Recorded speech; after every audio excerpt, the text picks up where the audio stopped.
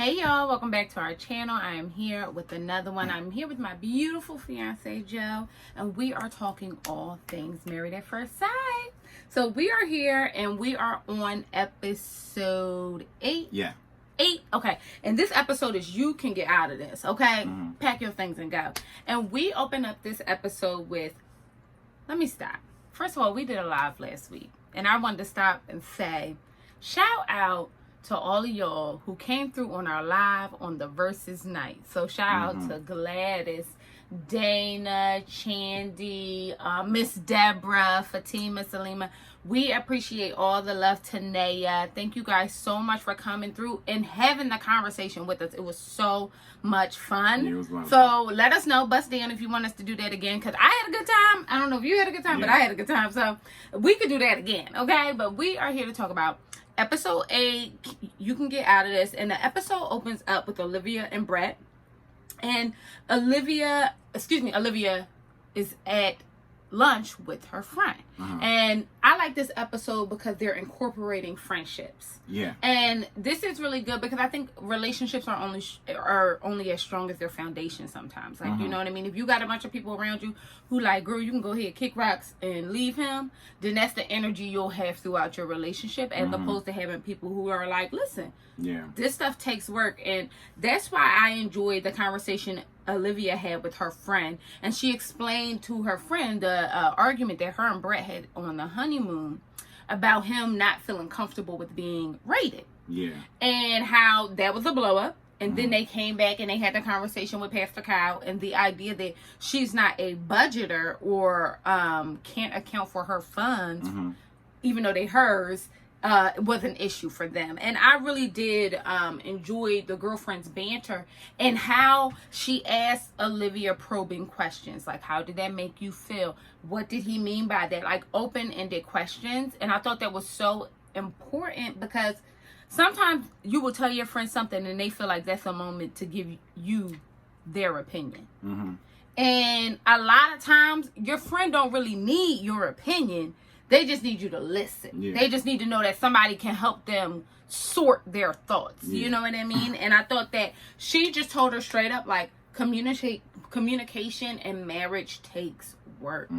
And you guys are in this, like, compressor of marriage. And you got to be willing to say it's going to be uncomfortable, probably a lot more than it is for a usual married couple. And you got to fight to get through that. Right. And I thought that conversation was really dope, because I'm like, we all need girlfriends like that. But she did put a battery in her bag and say, listen, sis, you better go talk to him about all your issues and what you want to do, because apparently you're not getting them the way you want to right now. You know what I mean? But we could go through, and Brett goes out with his friend, sarcastic Brett, and he's even sarcastic with his friends. Yeah. And I thought that was, like, annoying. I did, and not like in a, like, I get it. Like, we all have conversations with our friends and we'll drop a gem or do something silly or whatever the case may be. But I felt like, in what space is Brett vulnerable? Yeah. In what space does he actually speak what his actual feelings are without the cloudiness of sarcasm? Yeah. You know what I mean? But his friend, I asked him how everything was doing. He was speaking about how when Pastor Cal spoke with them, how he felt like Pastor Kyle did a little bit too much. Yeah. He said Pastor Kyle was stirring shit up. That's what he said. As if, like, his job isn't to get to the nitty-gritty of issues and pull them out and work on them. Like, what did you think he was there for? But that's what I'm saying, because Brett just really wanted it to be a glossing over of anything. He just wanted to just sit down and exchange pleasantries, and that's not how counseling works. Not only is that not how counseling works, but the friend made a valid point when he said that you are on a crash course. This is a marriage crash course. So they have to talk to you about all these uncomfortable things, because when you going to talk about it? Right, because we want to make sure y'all talk about it now while y'all have support. Right. So let's talk about it now while y'all have support, because we don't know what you do outside of this. Like, the idea is that you guys take whatever happens in this 6 to 8 weeks and go on and do your thing. Right. But in this time, you have the support of us, so we need to make sure that you're talking about these things that make you uncomfortable. Right. And I guess the issue that I had with that is it's just more deflecting. Yeah. It's just more like, I don't want to talk about what the real issue is because he came through and was stirring shit up. Yeah. If he was stirring shit up, that means shit was in the pot. Right. That means it was something there too. Hello? It was on the menu for the night. You can't stir up nothing that ain't there. Right.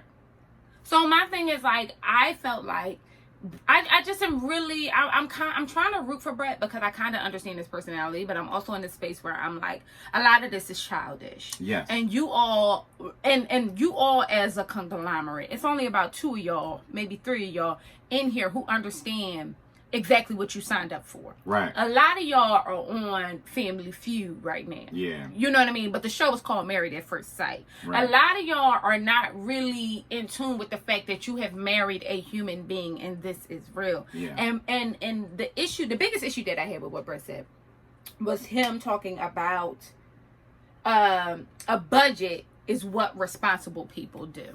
Yeah. I did not like that line. And I didn't like that line because budgeting is important. Let's be clear about that. And we can argue that everybody should budget. Mm-hmm. We can argue that. But the reality is, as poor as he thinks he is, he has the freedom to invest a portion of his income into whatever he wants to invest it to. Right. A lot of people don't have that freedom. Right. So you're speaking from a place of privilege. Now, she does have that freedom, but the idea that she's unreasonable because she wants to live a full life is completely asinine. How you building wealth, but you ain't doing nothing? But not only that, it wasn't even the only. His saying that was prompted by her merely saying that she spends some of her money on entertainment and vacation, and that's what's important to her so experience. You heard that and went, you're not an adult. Like, you heard that exactly and thought you're irresponsible because I want to have fun. Like, she didn't say she was broke exactly. and couldn't pay her rent. She said, I live my life. She said all my bills is paid for, everything is taken care of, and I spend a portion of my income on travel and entertainment and whatever else that I want to do. And so he heard that. As if she asked him to cut a check, though. As if she asked him to say, listen, I'm going to Dubai in the summer, so you're going to come up with your $18,2700. She didn't do none of that. The only thing she asked him was to go with her. Was to go with her. Experience it with me. And that was really when I was completely turned off with Brett, because his response was like, oh, well, like, you can go waste your money if you want to, but I'm not doing that. But what's very clear to me about Brett, to your point, is that this is the only thing that he can one-up her on. And for some reason, he incessantly needs that. And the reality is that it's no secret that women are outpacing men. There is no secret in certain, like in majority of households, women are the breadwinner, but they take a back seat. There's no secret. So my thing is, the idea that this is bothering you is like, get a life and get a It's an insecurity. The reality is he's insecure. And that's why he keeps bringing it up, because she's never brought anything up to... She just told her truth. She's never brought anything up in the air of like condescendingness or cockiness or to belittle anything. She's actually shunned it away. He'll say, well, yeah, she's loaded and done it. And she's actually always like, no, I'm not. Like, slow down. But he constantly brings it up because he's insecure about it. And then his response to her whenever they're talking about it is overly aggressive when she's not. She's overly aggressive. They were sitting there doing the budget, and he's like making fun of her. Like you know what I'm saying? He's like, oh, you don't know what that is? Oh, that's silly. And she's like, what? Like, she's just literally asking him for help. You know what I mean? And so that was like... I just want them... I appreciate how soft she is trying to be. And how she's trying to show up in a space where she understands that she is not... doesn't completely have all the, tools or whatever the case may be. I appreciate her trying to show up. I think that that's a big... She should be commended for that. You know what I mean? And he just gonna have to... I don't know. Like, I'm a little bit worried. I ain't gonna lie. But we're gonna talk about Woody and Amani, okay? Yeah. Woody and Amani, they wake up. Woody makes breakfast for Amani. And he speaks about how he enjoys just spending time with his wife, waking up late on Saturdays, hanging out with his wife, and wanting to do and have experiences with her. And although I do believe Woody got a for everybody spirit, I really am enjoying watching them ascend in love. Yeah. I'm enjoying it. Like, I'm like, and what I can say is, what I also enjoyed is that the previous episode, they were talking about waiting for the other shoe to drop. Oh, I'm not sure. I'm just waiting for, but if it's going to happen, it's going to happen, whatever the case may be. Watching this conversation on that day, it was like, I'm excited about what we can get into. I'm excited. It was more positive affirmation, which is what we've been talking about an episode ago. Is like, this is what you need. You can't constantly walk around going, well, you know, we might die today. You know, we might get hit by a car today. And then this episode, it seemed like something clicked, and they were like, you know what, we're gonna be good. I'm excited about the future. You know what I'm saying? And that is really what I was saying a while ago, that it needs more of, because Amani was kind of going the other way, and it seemed like she's turning that around. Right. I agree. And I think we don't put enough emphasis yes, on the small things, right? Yeah. And I think my love language is more gifts and acts of service. I don't know you love me if you ain't buying me nothing, but I enjoy, and it don't gotta be big, I enjoy that he bought her roses, and even he cooked breakfast, and he made her a mimosa. Like, he took care of her. Like, you know what I mean? Yeah. And I appreciate... It's effort. He's been showing effort. Effort. That was the word. It's effort. That's it. Because most of the time, people whose love language is gifts is not really about the gift or the material. It's about the effort. Right. Exactly. And I appreciate how they're like growing, and how it sounds, and how they look, and it just makes me feel good. So, talking about feeling good, we're gonna move over to Bennett, Mr. Bennett, whom I love. Bennett is probably my favorite. If I had to like rank them separately, Bennett is probably my favorite, because I just enjoy people who are authentically themselves, no matter how freaky, weird, funny, and he just gives you him, right? Mm-hmm. So he's out at the park with his friend, whose name does not matter, because I really wasn't feeling her energy like that. But he's out in the park with his friend, and the friend is talking about, like, wanting to get to know Amelia, like what she does for a living. She's a doctor, a songwriter, a jewelry maker, a carpenter. Mm-hmm. She reads bedtime stories to children. The question is, what don't she do? What don't she do? So she's amazing. And the conversation came up about what I like that Bennett did. Not even a conversation. What I like that Bennett did is that he made it very clear that I'm going to be serious about Amelia. And I am taking this marriage seriously. And that to me meant one of two things. Y'all know I like to speculate. Either he slept with her before, okay? And this was a person, I'm going there. Either he slept with her before, and this was a person that, sometimes you got to dig in the box. And you got to, you know what I mean? Get it out, do your thing. And maybe it was like one of those kind of relationships where it's a long night, we doing our thing, whatever. Or, you know what I mean? They're used to Bennett not being serious about people. So yeah, because he lives his life as a, I go where the wind blow, I'm a fairy, I just do my, you know what I'm saying? Like, he lives his life. Bennett doesn't strike me as the type that he's laying down his friends. He don't strike me as that type. He does strike me as the type, to your point, that is holds their friends in high regard. Yeah. And his friendships are his friendships. It's very clear. That's true. It's very clear that his group of friends love each other. Is not only that, but they are all these unicorn type of personalities. So they cling to each other because there's not many of them in their area or the world. And so the world. And so I think that's what, because this wasn't the first time that his thought process about his friends and his consideration about his friend circle came up, and he was kind of alluding to it, that like it's more major than a little bit. When they were talking about moving, like he said multiple times, like, I have a group of friends here, like I built something, and and that's what he's talking about. He's really talking about the friends. It's not like he built $1 billion business or something and he can't leave it. He's saying, like, I've built a camaraderie between a group of people that is typically hard to find when you're somebody like me.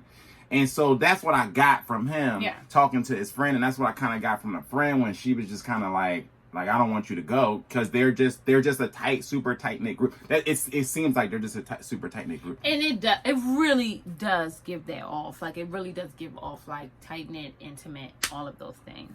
But what I like is that he spoke about moving and said that he would he would keep that in mind, moving with her, because he's taking this process seriously and he's taking her seriously. And if that means that she has to move, then that might be a decision that he has to make as well, and just go wherever his wife goes. And I'm asking that because I want to know, have you guys ever moved for a significant other? Would you move for a significant other? Do you feel like that's giving up a part of you that you don't want to give up? Like, I've moved for a significant other. I moved to LA, you know what I mean? And let me tell y'all.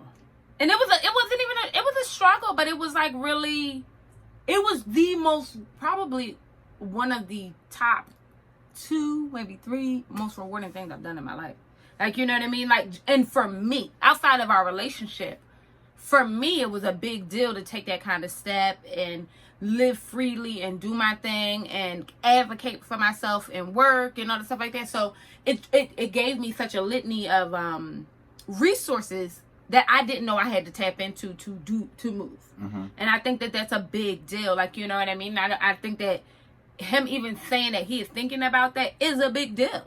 It's a big deal. And I, like, Amelia, inversely is talking to her friend, and she's speaking about how she felt like she was worried about him not coming with her, but she understands because he's grown this friendship base since college. They all went to college together. They've grown together. He done built himself a tiny little house. Like, you know what I mean? Like, I understand. She like, I get it if he doesn't want to go, but I don't want. The only thing about Amelia that gives me pause is that I love her optimistic spirit, and I worry about her optimistic spirit. Yeah, because sometimes it ventures off into naivety. To me, that's what it seems like. Or you don't want to have the hard conversation, so you just won't go with the optimistic view. Yeah, because that's what happened in the conversation with Pastor Kyle. Like, Pastor Kyle was just like, "Are y'all talking about this? You know what I'm saying? Like, what's gonna happen when the rubber needs to meet the road?" And she kept trying to sidestep it. You know what I mean? She was, but I'm so into Amelia and Bennett. Like, they might as well just throw me a pillow and a blanket and move on over, because I'm coming in. Okay? Because I love them. Like, I love them. But let's talk about Karen and Miles. How do you feel about Karen and Miles right now after watching the show? I feel like it's taking a positive turn.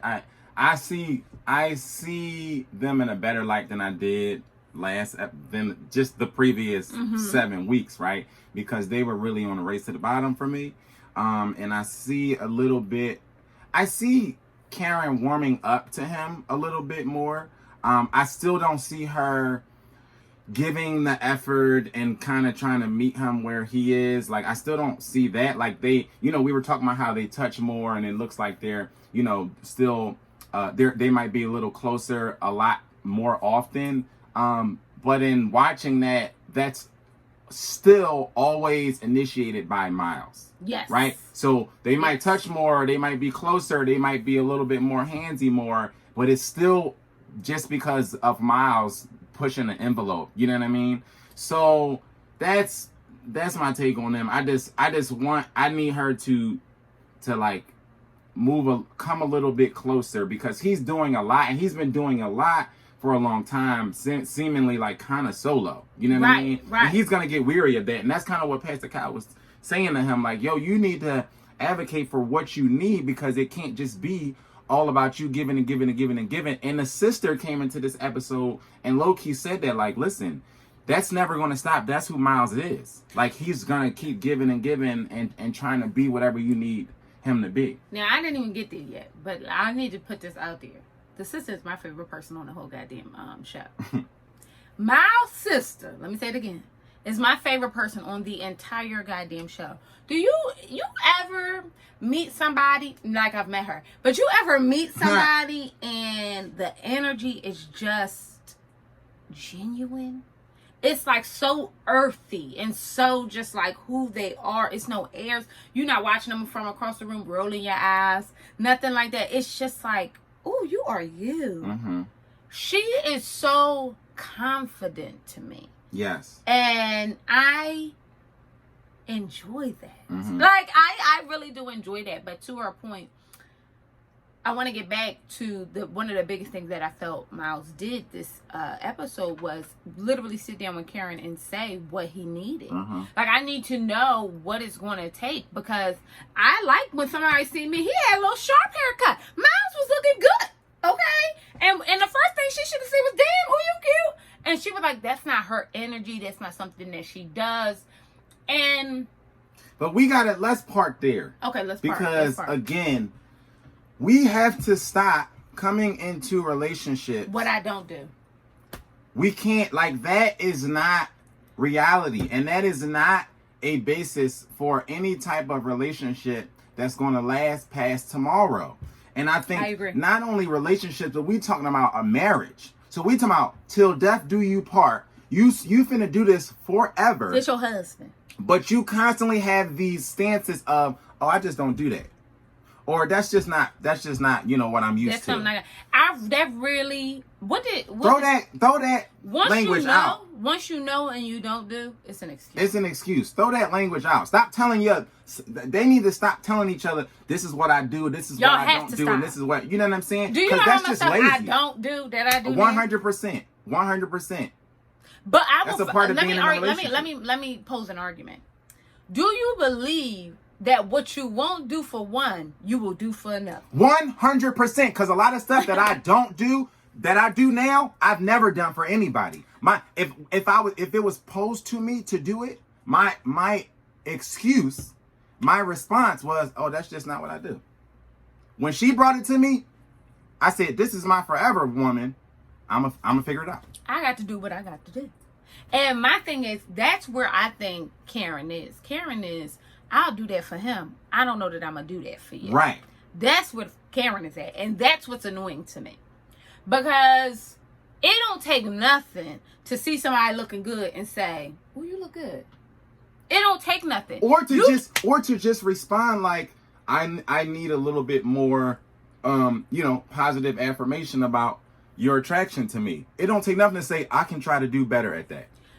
Your response is, that's not what I do? Because that's not what I do is what the person heard. Yeah. You could have said, that's not what I do. No, what the person heard is, fuck you. For real, that's really what you're saying. Like, if we being honest about it, if we're being honest about it, somebody comes and asks you to do something that doesn't cost you an arm and a leg. It don't cost you nothing. It doesn't cost you health. And you say, that's just not what I do. And you in a relationship with them. Ultimately, you saying, fuck you. But I want to get to the mixed signals that Karen is sending. Now, Karen will say that she is moving slow. But she got married at first sight. To a stranger. But she's moving slow. Okay? Now, my question to you guys, bust down, let us know. What's moving slow? What do that look like for you? It doesn't look like marrying somebody you don't know. That's number one. That's not what it looks like. Or is moving slow, are you moving slow for one and not the other? Because we all know it's somebody we'll move a little bit faster for. Somebody we be out here like this doing one of these. And it's somebody we're going to take a light little stroll in the park for. We got to be real about that. Like, you know what I mean? Because I don't know. I'm going to say something maybe controversial. I'll argue that if a woman likes someone a lot, she won't move slow. I'll argue that she'll be like, if she know in her soul and her picker and her everything, I'm feeling this. But whatever not slow means for her, it don't gotta mean a sexual thing. We don't know what not slow means, but what you're saying is you'll be all in is what I'm saying. What you're saying is all of that, what I won't do will go out the window. That's what I'm getting at. She'll be much more open to doing whatever it is that they're and she might not be busted down, but she'll be much more open. That goes for men and women because this is what's happening. We seeing it with Woody and all his friends come around and they say, this ain't the Woody that I know. Look at Woody looking all husband-like and da-da-da-da-da. And that's because Woody might have been out there being an F-boy with all of these other people for the however long he was doing it. But he met somebody who he feels is worth his effort and his time. So all of the what I don't do went out the window. And I think that's also trusting the process. Yeah. That's also trusting that, maybe I saw something or maybe they see something in us that I don't see, but I'm willing to excavate and figure it out. I'm willing to go deep and figure it out, because if this is my person, I don't want to look back and feel like I didn't give 100%. Right. You know what I mean? And I think the effort is so important. And the couples that aren't doing well aren't showing effort. They're standing on two ends of the ring and going, you come to my end. Exactly. And that's not how it's going to work. But I do want to end Karen and Miles with saying, I did appreciate, I don't know if y'all noticed this, but Karen did call herself Miles' wife. And coming from a stranger, I think that's growth. I think they're growing. I really do, and I'm kind of excited. I don't want to lower the bar for Karen. Okay. There you go, Daddy. Set a standard. Okay. Then we won't. I'm with you on it. Yeah. So let's move to Christina and Henry. Okay. This one was weird. So Christina and Henry getting. Christina is fascinating. Yes, she is. And the more I watch Christina, the more I understand Henry. Now, here, 100%. let me say that again. 100%. The more I watch Christina, yes, the more I understand Henry and how he's not speaking and how he don't got too much to say and how he's very reserved. The more I watch her, the more I understand. Because Henry is low-key trying to swallow a horse pill. And he is like biting his tongue so hard it's bleeding. He is. And you saw it towards the end when he finally just said, you know what, I'm done. Because he's not a very vocal person, but he is not aloof. He's a very aware person. He's very aware. He's very in tune with his star player. He knows what he likes and what he doesn't like and what don't really jive with him. So if you probe and you dig into that, he will tell you, she does a lot of things that turn me off just as a person. I just don't genuinely like her really as a person, but I'm trusting this process, so I'm here. And when you tell me to shoot, I'm going to shoot, and I'm going to be here on time. And I'm not going to be looking at production like, are we done now? And that's what he said, and I thought that he made a very good point. Like, the way Christina gets agitated with production. Christina done broke the 4th, 5th, 12th, 37th all the walls. wall. Okay? All of the walls, okay? All the production walls. She stops and say, okay, cut. Yeah. Oh, you could do that? I didn't know you could do that. Right. Like, you know what I mean? So, and immediately gets annoyed because she feels like, well, he's not giving me anything.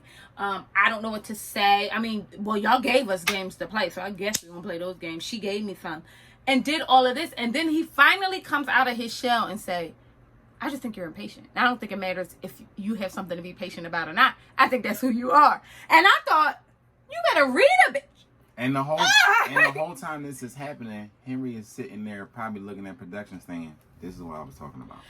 But I enjoyed him saying what he needed to say in that moment about how she presents herself and how she acts makes him feel. Yes. And I think that that's important because it's like, sis, like, you out here in the world, like, he don't talk to me, he don't do this. I like men who want to run up on me, run down on me, whatever the case may be, and no, he's not like that. But now I'm realizing it was more of this is what I don't do. She said, I'm not the initiator and I will never be the initiator. But they all sit down, and I want to circle all of this in. All of the girls sit down, all of the guys sit down, and to Amani's point, because Karen agreed with Christina when she said, I just want somebody who's going to be a little bit more assertive. Karen needs to slow down because she's confused. Karen is dizzy. It's 100%. Like, really, like, sis, do you want him to be more or do you not? Right. He's going slow for you. Right. Let's keep it 100. Right. Because you said you move slow. Right. So now you want to move slow and fast. Right. Which you can't do. I don't understand. You know what I mean? But Christina says that. And Amani makes a very good point that, like, sometimes you got to help him get there because he don't know. Because if you're Joe is a toucher. Joe is like a toucher. He want to lay on you. He got to rub your hair. He got to touch your face. But I wasn't like that prior. Like, I'm like, why are you, like, your hands it's annoying. But now I'm like, ooh, he's home. Like, you know what I mean? Like, and it takes somebody getting you used to those things and helping you flex and exercise that muscle. So then for you, it's like, I'm just lifting, you know what I mean? Yeah. 150 pounds every day. Like, it is what it is, right? And I think that that's what Amani was getting to. Like, sometimes you gotta, like, help people along. We in a marriage. Yeah. That's what you do. Like, when we first started, and I knew that I don't like nice things, but I like little gifts and stuff.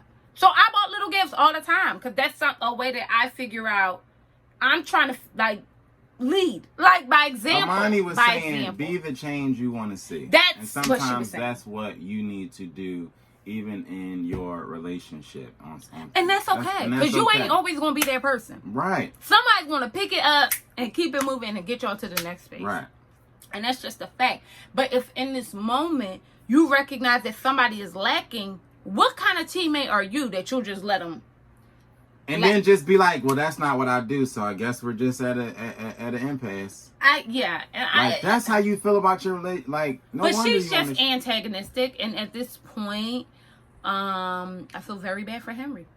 100%. And I never did not feel bad for Henry. Like, something about when she was in, I think it was episode 1 or 2. Before she came down the aisle, she was snapping at production. She was snapping at her friends. Who want to be with this? Who want to be with that? If you're a friend of mine and you find it in your spirit to say something to me any old kind of way, trust on God and everything on this earth, I'm going to get right with you. And anybody who ever been a friend of mine, no, that's my spirit. You can't talk to people any old kind of way. Yeah. You just can't. I don't care. I tell people all the time, when I tell you I will curse you out if you ate, and I will curse you out if you 80. Because the reality is that you don't get no respect for me. You don't get me.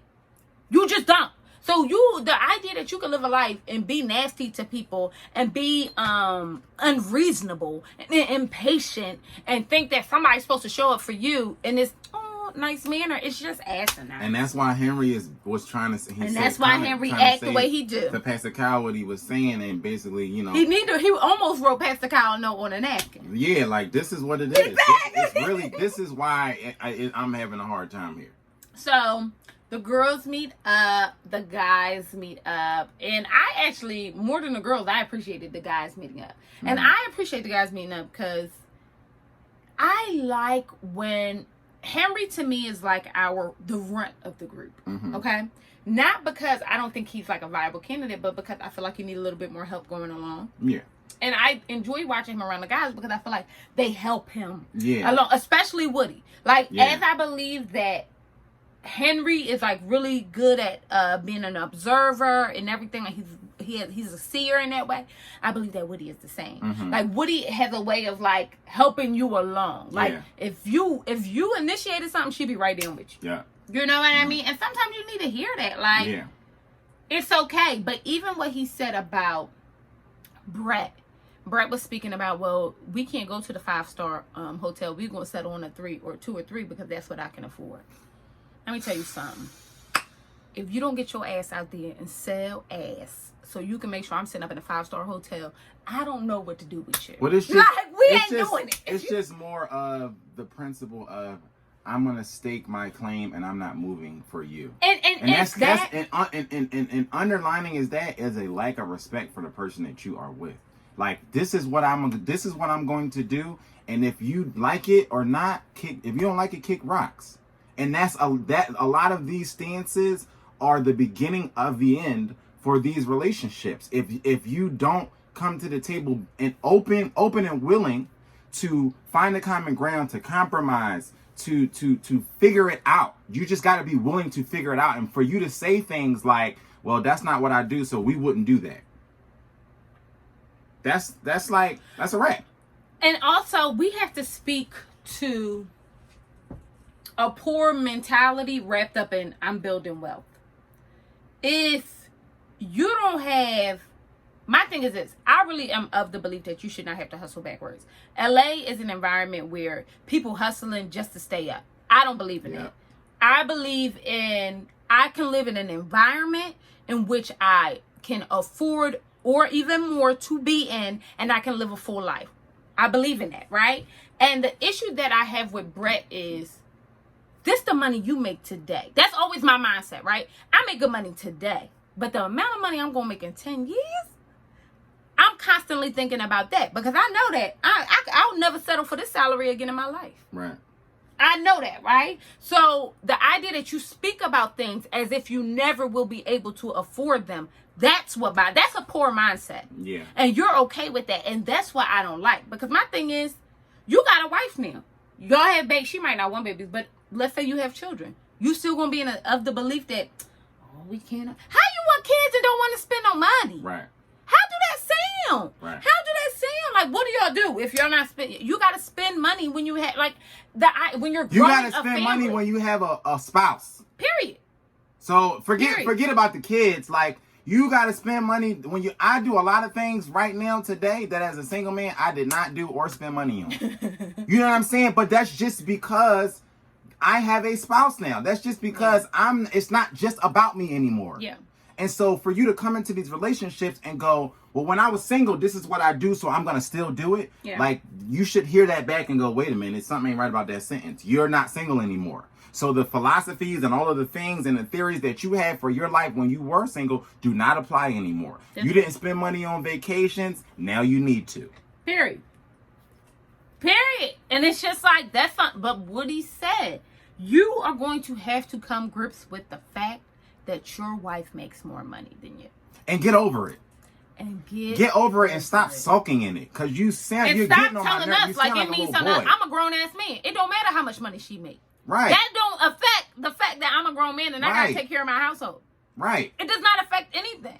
You know what I mean? And I think it's really scarring him, and quite frankly, it's very little of him. It's very small.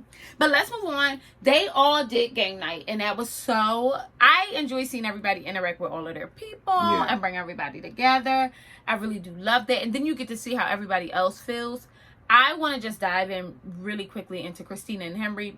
Henry invites the young woman, Christine, I believe her name is, which I hope Christina saged their house after that because that bitch is shady. And I use the B word intentionally. Okay? You know what I mean? She's shady. And I don't like her energy, and I hope she smudged her house down. Because the fact that she came in and said, well, I don't even know. I got to make sure she even for him. You came to dinner, bitch. If you coming to dinner at my goddamn house, you better be stomping your feet, clapping your goddamn hands, happy to see me. Yeah. Okay? Because I don't understand how you think that to lead with that kind of energy, which I will say this, she reminds me a lot of Christina. Oh yeah. That pointed, unnecessary commentary and everything like that. She reminds me a lot of that. But I enjoyed that when they were all sitting together, she was able to tell Christina that, like, he's really a helpful person. He hears you. He sees you. And he feels you when you're going through things. And I think that, like... because he responds differently to people that he likes. Ultimately, that's what I got from it. And maybe she sees something that we don't see. And maybe she feel like she just ain't for him. Well, I think we all feel that. I felt that way. I felt that way for 8 weeks. But I enjoy Henry because he's trying in a way. First of all, he is trying. But her group of friends was eclectic. She had the old couple. But do we even know are those her friends or could it possibly be her? Could it possibly be her roommate? We don't know really her situation because she kind of. We don't know Christina, and that's weird too, and that just is so annoying to me. But Karen and Miles had their game night, and I appreciate that they pushed them to be a little bit more affectionate. Like, sit on Miles' lap for the rest of the game. And I appreciate that Miles disclosed that when he needs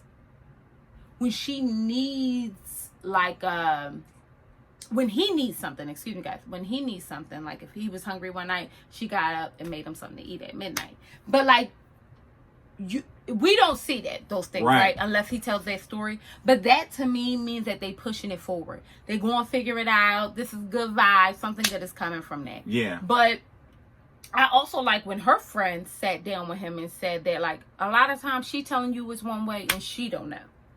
She say she don't like flowers, buy her flowers anyway, because she don't know. Because when bitches say that annoys me too. You don't like flowers, sis? Why not? Why not? They're beautiful. Why not?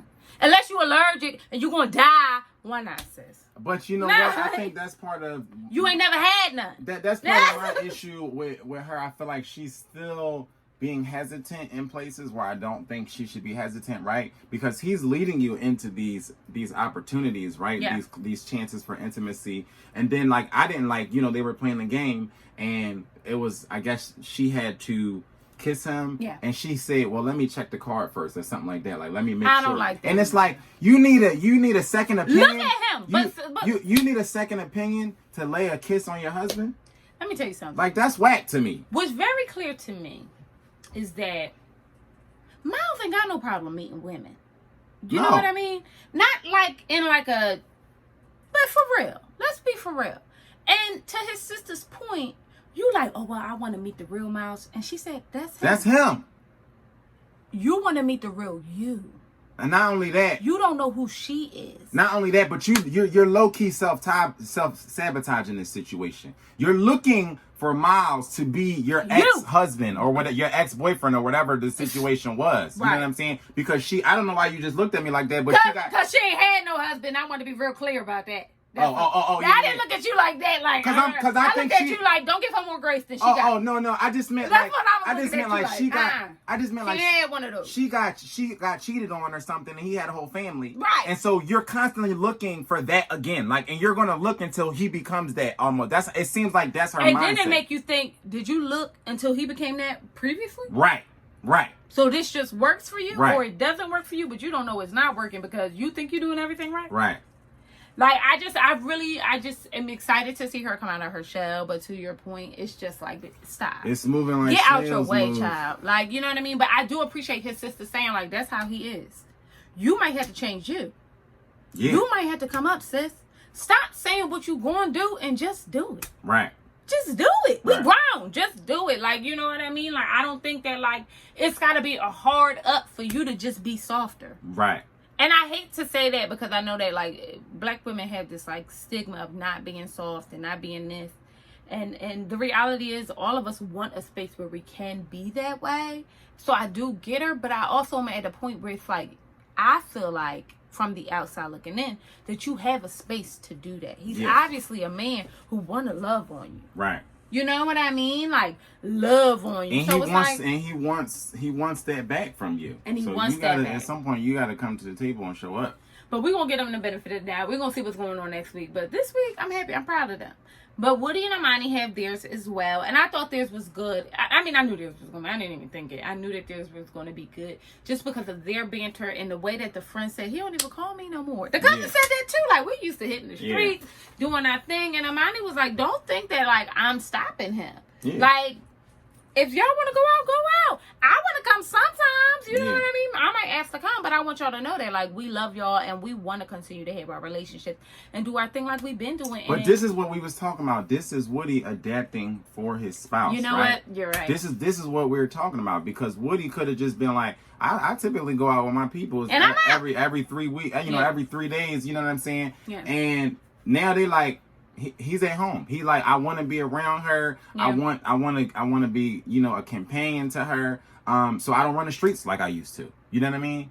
And it also is a part of ain't nothing in the streets. I was in the streets because I was looking for something. Right. I got what I was looking for. Why I got to be in the streets? Right.